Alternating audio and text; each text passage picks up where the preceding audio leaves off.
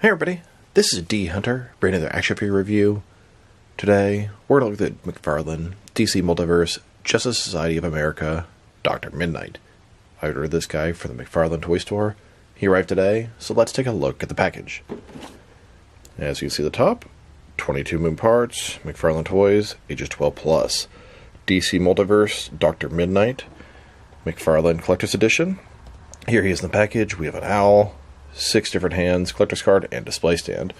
One side of the package, Dr. Mid-Nite from Justice Society of America. This is the 48th figure in the collector's edition subline.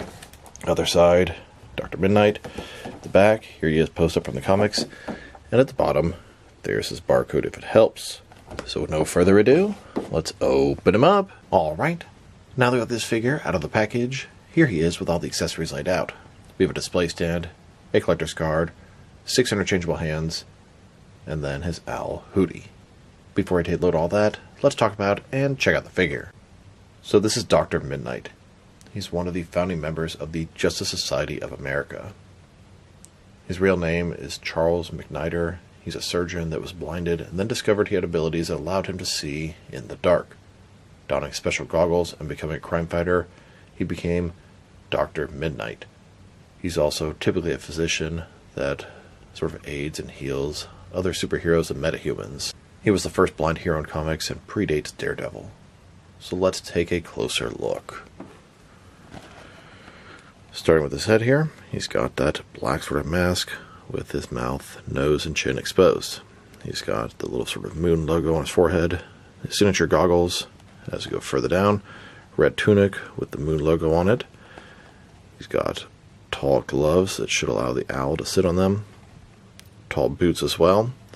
He's got a cloth soft goods cape. It's made of that sort of shiny vinyl material, and it doesn't have a bendy wire, and I absolutely hate when they do that. I think I'd rather have a plastic pre-pose cape than a cloth one without a bendy wire at this point.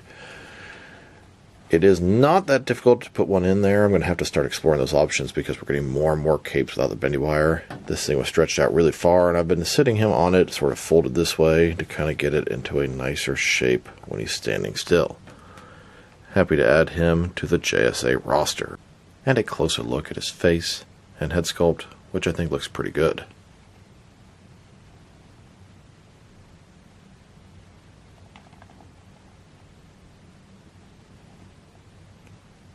And then, here's the figure, broken down as far as he can go, with all of his removable parts detached. Now let's check out his accessories, starting off with the boring stuff. Here's his collector's card. As you can see, it's an image of Dr. Mid-Nite on a rooftop. McFarlane Collector's Edition. On the back, there is a description. If you want to read that, pause now.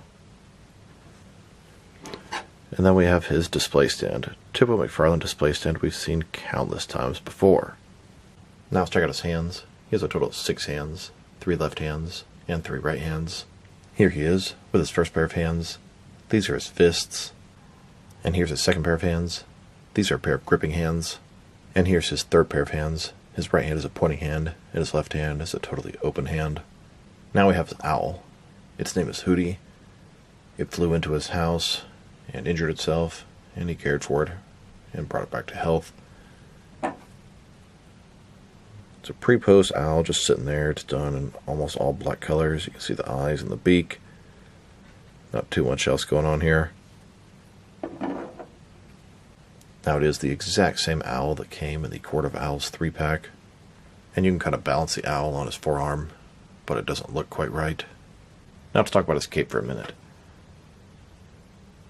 I really don't like when they're giving us these cloth soft goods cape that look like they should have a bendy wire and they don't have one. They even have the sort of little slot that it would go into. He looks like he could have one that goes around the bottom and the 2 sides. I'm not a huge fan of that sort of shiny vinyl type material. Like I said before, I sort of started folding it and laying him down on it. That way it doesn't stick out quite as far and look quite as goofy. When they don't have the wire in it, they're just sort of there. They're big and you can't control them, and it's kind of annoying. Like I said, I don't think it would be that hard to add a bendy wire, and it would really, really improve the figure. I'm not sure why. Half the figures have them, half the figures don't. I'm sure it's some sort of cost issue, but I can't imagine that little wire costs more than just a few cents. I don't know. Maybe I'm wrong. But the cape itself stretches out about that far, and that's how it is when you first get it. It's just super big and wide. I think it's a little better the way that I have it sort of folded onto itself like so. I'll keep working on that, and it should look better and better over time. But a bendy wire would make it so I didn't have to do stuff like that. And it really sort of set McFarlane apart from other action figure lines. Mass retail with a cloth softgoods cape and a bendy wire. Excellent stuff. And now they've given us that, and they're sort of taking it away. It's like a big cock tease. Kind of frustrating. Now to check out the reused differences and similarities between Dr. Mid-Nite and some previous McFarlane figures. And to my surprise, he uses a lot of parts from the Chris O'Donnell movie Robin. So let's take a closer look. Starting with the head. Head is totally different. The arms are the same. Of course, he has completely different kind of gloves and hands. The tunic is totally different. Looks like the diaper piece is different. And then at least the top part of the legs is the same, and the boots are considerably different. Not too often they use movie figures for comic figures, but it's something I've been seeing more and more lately. And I don't mind reuse like this when it's seamless. I did not notice at first. And there are 4 figures that utilize parts off the Chris O'Donnell figure. I wouldn't really say they share the same base body, as Dr. Mid-Nite has a different torso, stomach, and diaper piece, but shared parts. Now they've taken a pretty good look at both the figure and its accessories. Let's check out his height.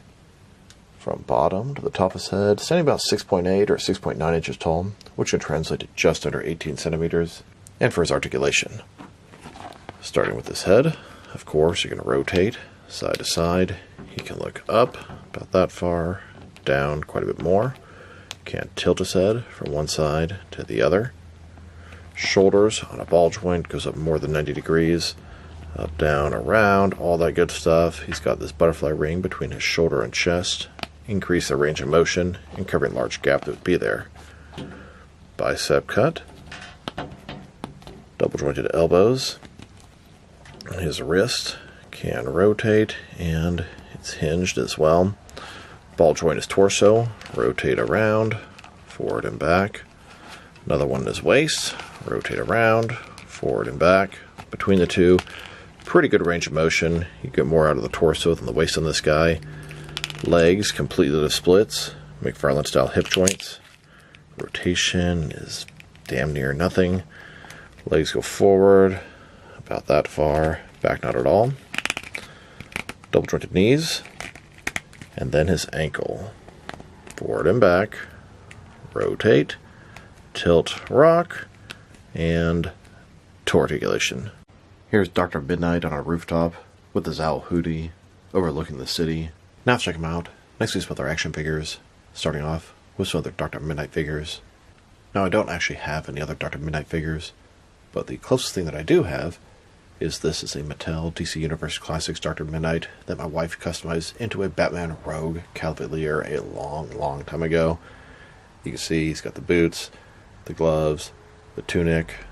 It's all repainted, head swapped, etc. So here's the McFarlane Collector's Edition Wave 1. Every single Collector's Edition figure has a Platinum Chase variant.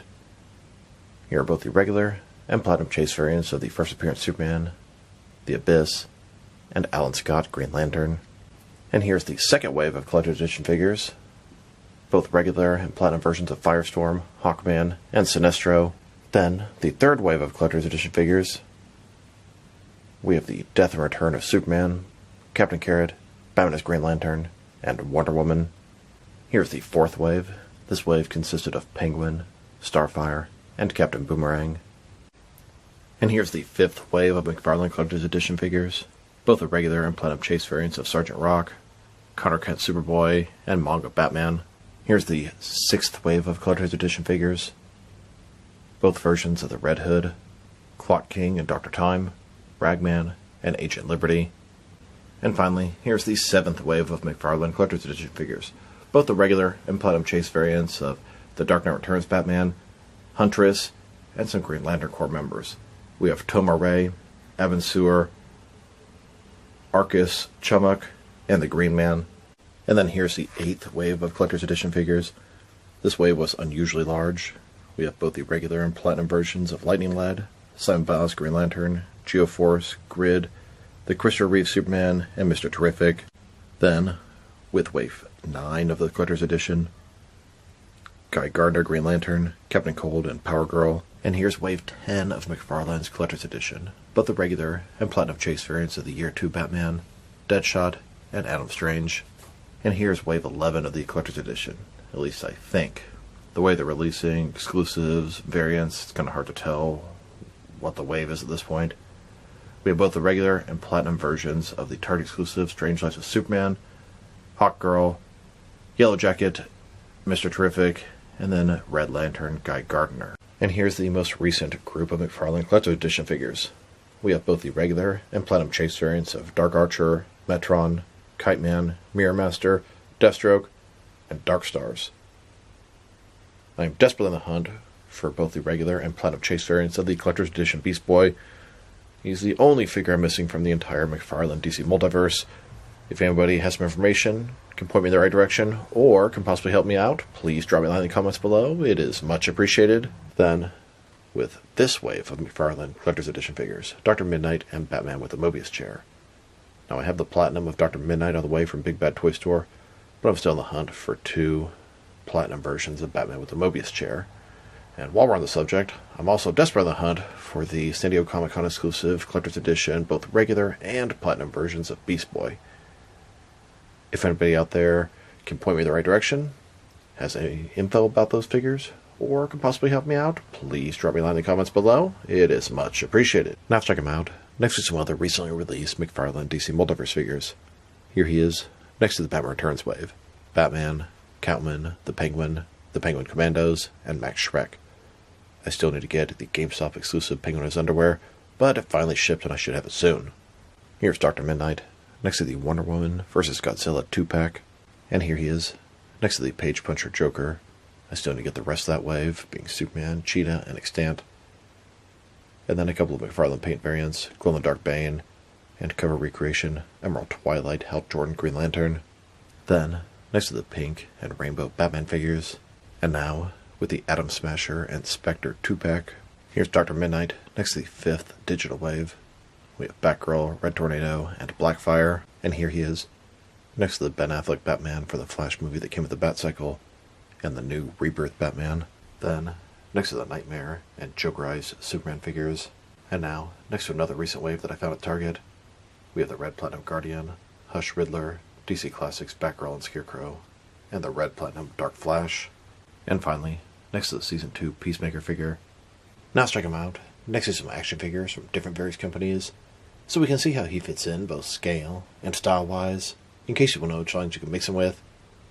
Since he's a McFarlane toy, they are typically the 7-inch scale. I'm going to start off my comparisons with some of the larger action figure lines I collect, and then to work my way smaller. But first, let's check him out with some of his McFarlane Toys brothers. In front of you are 5 different action figures, all from McFarlane Toys, all 7-inch scale, and now, with some Jack-specific wrestling figures and Diamond Select toys, here's Dr. Mid-Nite, next to a Honey Bun. And here he is, with some DC Direct and NECA figures, then with both some Mattel and Jazzwares wrestling figures, and now with some Mezco and Mattel DC figures, next with some Mafex and Hasbro Marvel Legends, and finally with some SH Figure Arts and Jazzwares Fortnite figures. So overall, it's a pretty cool Dr. Mid-Nite figure. I actually think the base body is excellent, sculpt and paint job, great, the owl's pretty good, alternate hands. I'm not really sure what other accessory he should come with. But his cape is really the only thing they dropped the ball on. The cape itself is fine, but the fact that it doesn't have a bendy wire really hurts it, and hurts the entire release.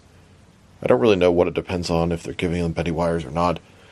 Here we are, an expensive collector's edition figure with no bendy wire, and then we have a regular release Batgirl with a bendy wire, and then a digital Batgirl with a plastic cape. It just seems completely random, no rhyme or reason which figure is getting it, which isn't. You would think Dr. Mid-Nite would get it, since he's a high-priced collector's item. I don't know, it's just really weird. We've had the Rebirth Batman without the wire and cape. I thought it was a fluke with the No Man's Land Batman and the New 52 Superman, but it seems like About half, the 1/3 perhaps comes with no wire, 1/3 comes with a wire, and 1/3 is still plastic. Like I said, random, no rhyme or reason.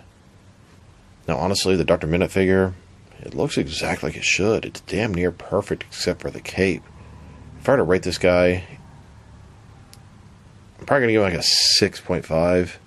The figure looks great, just that cape really sucks and brings him down. I'd probably give him a 7.5 if he had a wire in the cape. But as is, he's going to get a 6.5. And taking the cape out of consideration, like I said, the figure's damn near a perfect Dr. Mid-Nite. So this is D Hunter. Thank you for watching this video. If you liked the video, press like below. If you have anything you want to say about the video, add to the comment section. If you want to see additional action figure reviews from me, press subscribe. I do appreciate when you do that. Once again, this is D Hunter. Thank you for watching, and I'll talk to you guys real soon.